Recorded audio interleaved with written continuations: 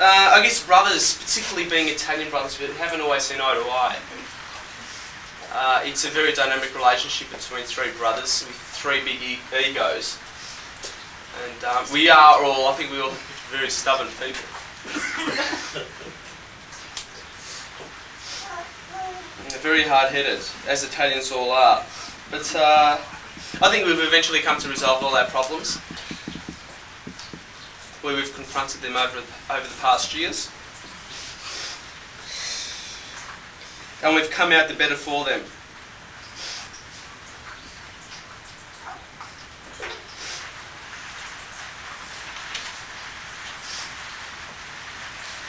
I'll go into specifics for the moment.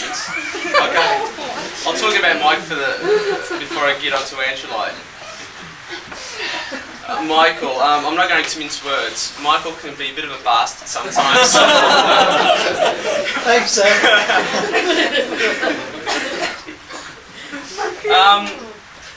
We have had, particularly recently, our opinions haven't met on a variety of issues. But I know that regardless of whatever happens, Mike will always be there for me. He always has been, he always will. I told you I wasn't going to cry when I was saying my brothers, but for some reason I got a little emotional. I'll give you an example. When I was doing HSC, Michael and Julie had gone to work in England. And I didn't anticipate this happening. I should have put a lot of bloody tissues along. Michael had gone to England and I was there on my own trying to tackle this thing called HSC. Start the shit, man. And trying to tackle this thing called HSC, and he was holidaying out there, or he was working with Julie as well, out in England. And just to show how, just exemplary of how concerned he is for me. I'm not going to look at you because I'll start bawling my fucking eyes out.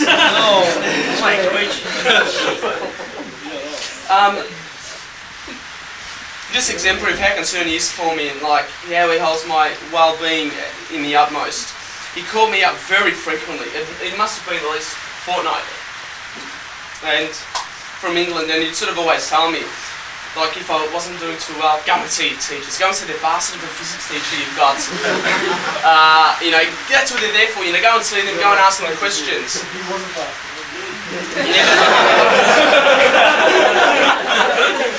Eventually, I took his advice, and thank God it did work.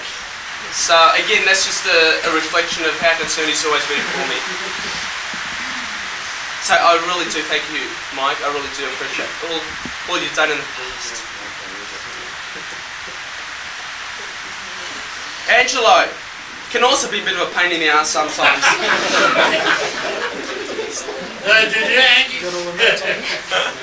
Sometimes I think Angelo. You're recording this, Angelo.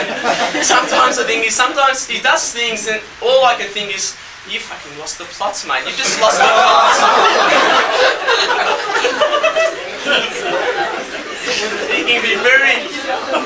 I'm hard-headed, but Ange takes the cake. Of all the brothers, he needs to be a bit more apathetic. He wasn't as conscious about all my studies and all that. He just thought like, you know, it's all up to you. You know, you've got to do it. So that's fair enough. He doesn't really say much. You know, he doesn't really tell me all those score bits that all the doctors get up to in the hospitals and all that, which I always ask him about. But he's pretty quiet.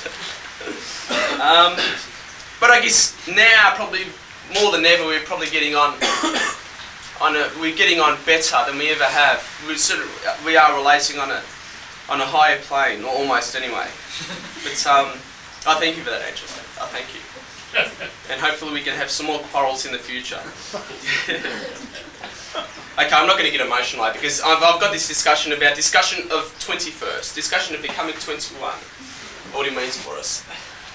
Okay. I guess you always go. I didn't hear that, thank God. You're always going to have your cliches about what turning 21 means to us all, particularly when it's a male who turns 21. Entry into manhood and the like. Well, you know, you probably know that I'm not into that sort of stuff, like all those cliches about like entry into manhood. Well, as far as I can go, all I can say is like, life isn't so bad at 21. In fact, it's quite good. Particularly in our case. I believe you. Particularly for those of us who can remember having turned 21. As I'm sure most of you have heard me say, life is merry. For most of us anyway, I think for all of us. And we should consider ourselves lucky. Very lucky.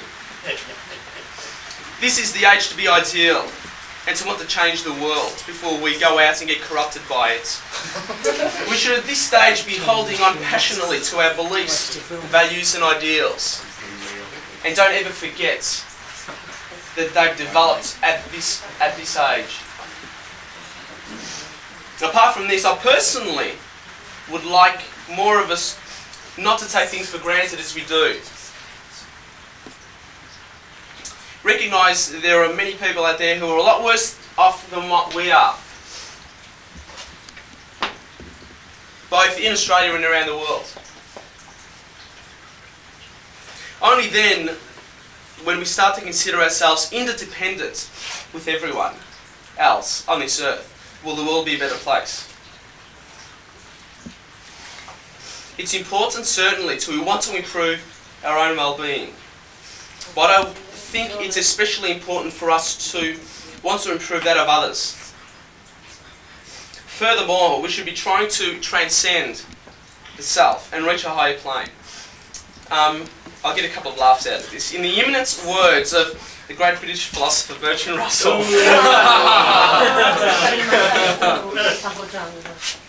one's ego is no very large part of the world. The man who can centre his thoughts upon something transcending self can find a certain peace in the ordinary travels of life, which is impossible to the pure egoist. So today I urge each and every one of you to consider the plight of others our age, who are a lot worse off than what we are. For example, getting concerned about what we got for exams, or a relationship with a girlfriend or boyfriend that's turned sour. Like, I would just like for you to sort of step back and think, well, life isn't that bad, really. It's pretty good, actually. After all, as you've heard me say, life is merry. Anyway, finally! I'm sorry to keep you this long.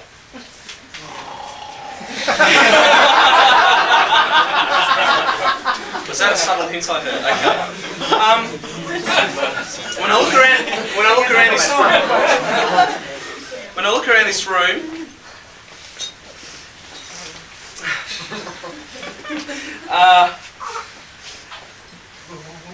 I think I've done pretty well for myself.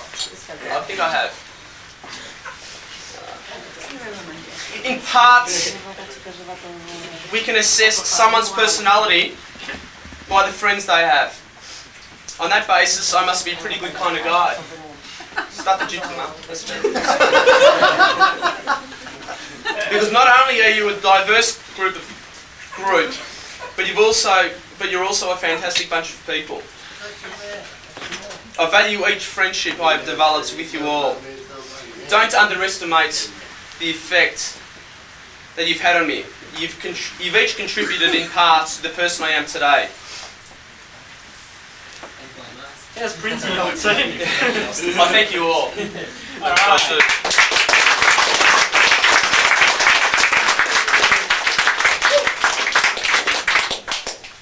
I hope our friendship will endure the test of time, but realistically I'm sure most of us will drift apart eventually.